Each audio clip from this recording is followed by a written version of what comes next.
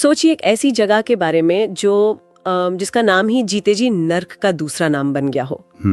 ये कोई डरावनी कहानी नहीं है, बल्कि हमारे इतिहास का एक सच है। बिल्कुल। आज हमारे पास अंडमान और निकोबार की सेल्यूलर जेल पर एक बहुत छोटा सा लेख है। हाँ, मुश्किल से कुछ ही लाइनें, लेकिन इन लाइनों में ऐसे शब्द हैं जो अपने आप में एक पूरा अंधेरा दौर समेटे हुए हैं। सही बात है। हमारा आज का मकसद है इन्हीं भारी शब्दों को खोलना और समझना। हम सब ने काला पानी का नाम तो सुना है, पर ये सिर्फ एक जेल का नाम क्यों नहीं है? ये एक खौफ का प्रतीक कैसे बन गया? हाँ वही। तो चलिए इस छोटे से लेख के जरिए उस बड़ी और डरावनी सच्चाई की तह तक चलते हैं। चलिए। ठीक है, तो शुरू करते हैं सबसे पहली जानकारी से जो हमें ये लेख देता है।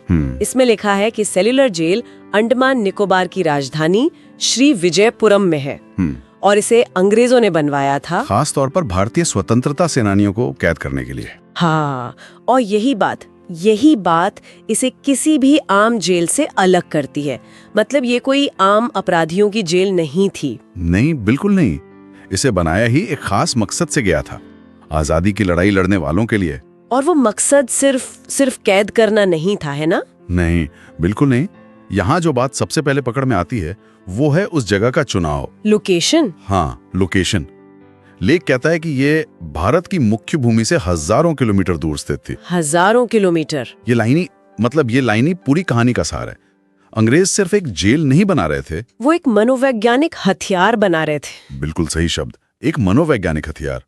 सोचिए, किसी को सजा देने का इससे क्रूर तरीका क्या हो सकता है कि उसे उसकी जमीन से, उसके लोगों से, उसकी पहचान से ही उखाड़कर दुनिया के एक ऐसे कोने में फेंक दिया जाए जहां से वापसी का ख्याल भी नामुमकिन लगे। मतलब ये सिर्फ एक भौगोलिक दूरी नहीं थी, नहीं, ये एक तरह से जिंदा रहते हुए देश निकाला था। हाँ बिल्कुल। आपको सिर्फ कैद नहीं किया जा रहा, आपको भुला दिया जा रहा है। आपको ये एहसास दिलाया जा रहा है कि अब तुम अपनी लड़ाई का, अपने देश का हिस्सा नहीं हो। तुम एक गुमनाम द्वीप पर एक गुमनाम कैदी हो।